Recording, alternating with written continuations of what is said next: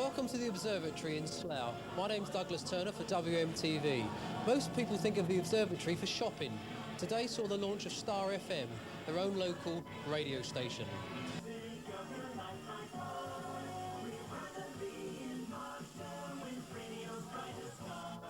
Yes, welcome to the birth of a brand new star, the all-new 101.6 Star FM. I'm Peter Dixon. I'm wishing on a star.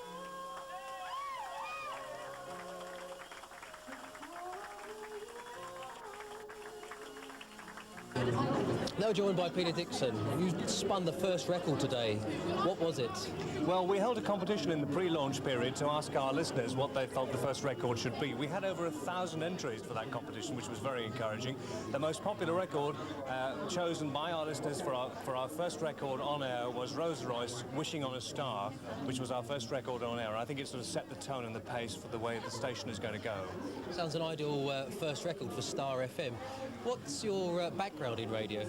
Well, I started my radio in BBC Northern Ireland. That's where I started. I went to Queen's University in Belfast, and during my period there, I was working for Radio Ulster as a journalist. In 1982, I came across to London to work on Radio 1 and Radio 2. I was a news reader on Radio 1 and a presenter on Radio 2, and then went on to work with Steve Wright on the Steve Wright Show, developing characters and various other games and quizzes for his programme. And then in 1990, I went to launch Melody Radio in London, which was one of the, I think it was about the first or second incremental station in London. And I was there for 3 years and came here this week to launch Star FM. Just getting the red carpet out for Cliff here. They're brushing it down. The King of Pop will be here at midday. And Roy Castle's popping in about a couple of hours at 11, so get yourself down here to the Slough Observatory and say hello. This is Peter Dixon on the all-new Star Breakfast on 101.6. We'll have Peter Gordon with the news next. What's the format going to be of your morning programme? You're on between 6 and 10 with your co-host Peter Gordon. That's right, 6 and 10 is the breakfast show, and then 10 till 2. So every show is basically 4 hours long.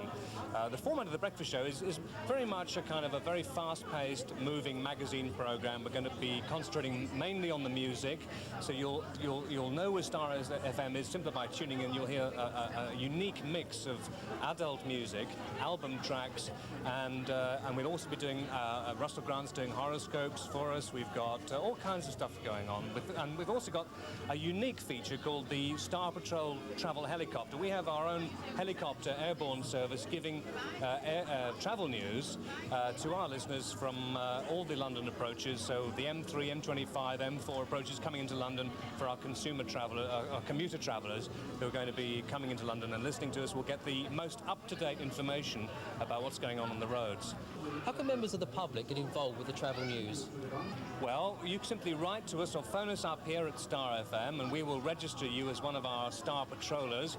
If you've got a mobile phone and you're stuck in a jam, you simply call the number we give you, and we'll put that information right out on the air immediately so that everyone is updated as to where the major trouble spots are.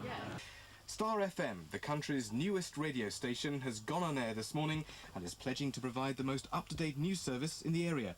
News Director Malcolm Deacon is confident the station's output will reflect all aspects of local life, with hourly news bulletins and an hour-long evening news programme.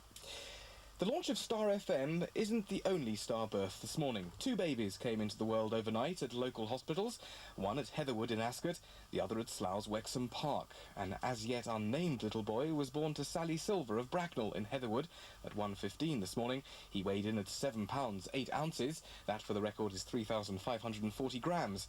A little over 4 hours later, Nancy Graham from Slough gave birth to Daniel at Wexham Park. He weighs 7 pounds 6 1/4 ounces. That's 3,350 grams. All are said to be doing well, and both families, thank you, will be receiving champagne and flowers from the directors and staff of Star FM. Just think, when they're growing up, they can take their jet skis down to the underground reservoir under Windsor. I am pleased about that. While Peter continues with his show, a champagne breakfast is being served to the many guests who've been invited along to the launch of the station. Among the party guests was the chairman of the radio station, Baroness Fladder.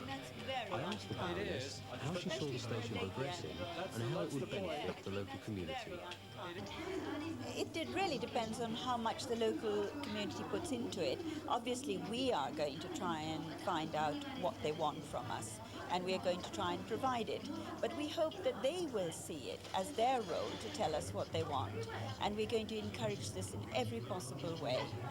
Will we hear you spinning a disc on the radio at all? Nobody's asked me yet. I might be starting a new career. Who knows? Well, maybe we should have a word with Mike Powell and ask him if you can have your desert island slot or something. I've already appointed him my agent, so yes, you can. Welcome to speak to him. That's great. Thanks very much, and good luck for Star FM. Thank you. I'm now in the office with Mike Powell, the chief executive for Star FM. We're asking him a few questions on how the day's been going. Mike, how's it been going today for you? Better than we could possibly have believed. Everything's gone just amazingly well, very smoothly. The name Star FM, where did the name come from? Who chose that? I can't remember who actually chose it, but it came out of a board meeting. Usually in these matters, you spend more time talking about things like what the logo looks like and what the station name is than almost anything else. Here, TriStar came out as a kind of image name. The parent company is called TriStar Broadcasting Limited, and it was really a kind of cross between the three core towns of the advertised area, Windsor, Slough, Maidenhead, and the kind of aircraft connotations with it as well, I guess. And of course, after we had the parent name, it was fairly easy to sort of shorten that to Star. Okay, a radio station in this area, is it strange to have one? I know there's a few local radio stations starting, but why Slough in particular? Well, this is, I mean, that's a good question, because this really is the most crowded radio marketplace in the United Kingdom. There are over 26 different radio stations that people can hear on the dial in this area, including all the national networks and all the London stations. And that is very crowded indeed. In fact, there are more radio stations per listener within this particular area, which is roughly 450,000 adults. More radio stations per listener than there are in New York or Los Angeles. It's a very, very crowded radio market. Today now with Star FM, everything's computerised. How's that changed with the station and for the DJs especially? Well, it makes life easier for the presenter, because they can now concentrate much more on the presentation. With the old technology, people were always surprised when they came into a radio studio as to how much the presenter actually did between records.